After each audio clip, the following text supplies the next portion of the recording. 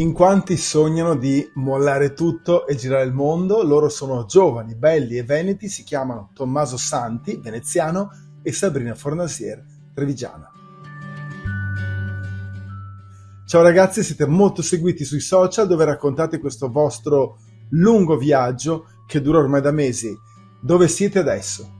Attualmente ci troviamo in Australia e siamo arrivati qui 6 mesi e mezzo fa circa, ad ottobre, ma siamo venuti per lavorare dopo 8 mesi di viaggio continuo nel sud-est asiatico. Esatto, in questi 8 mesi siamo stati in Thailandia, Cambogia, Vietnam, Filippine, Sri Lanka, Indonesia e basta, mi sto dimenticando qualche tappa.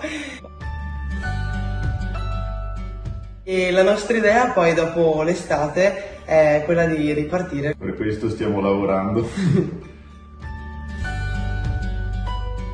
Ricordate il motivo e il momento in cui avete fatto questa scelta? Per quanto mi riguarda non c'è stato un momento preciso in cui mi è venuto il pallino e ho detto mollo tutto e parto per il mondo, ma è stato più una cosa maturata nel tempo, nel senso che mi sono accorta che con il lavoro che facevo mi prendeva la maggior parte delle mie giornate, spesso anche dei weekend, ed ero entrata in una routine in cui le settimane e i mesi passavano velocissime e di fatto non riuscivo a mettere passione in ciò che facevo.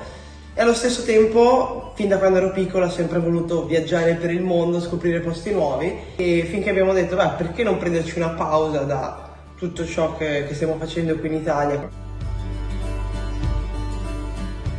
Non mi sentivo totalmente felice e quindi ho deciso con Sabri di partire in questo viaggio alla quasi ricerca della felicità, ma devo dire che per ora ce la stiamo facendo.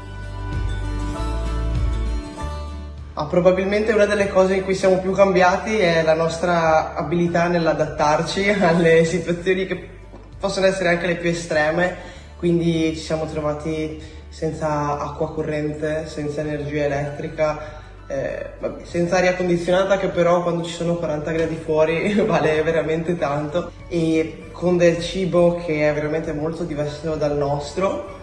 E abbiamo quindi imparato che basta veramente poco per vivere bene e ad apprezzare le cose essenziali, lasciando da parte tutto ciò che invece è superficiale. E tu cosa ne pensi?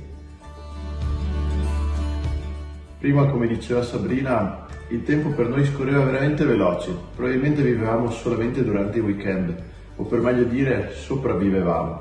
Mentre adesso ci siamo accorti, con tutte le esperienze che stiamo facendo, che bisogna vivere ogni singolo giorno, ragazzi.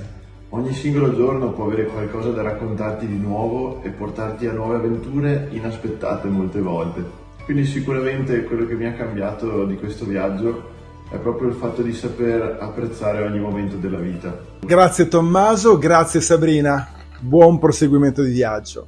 Buongiorno Mattino.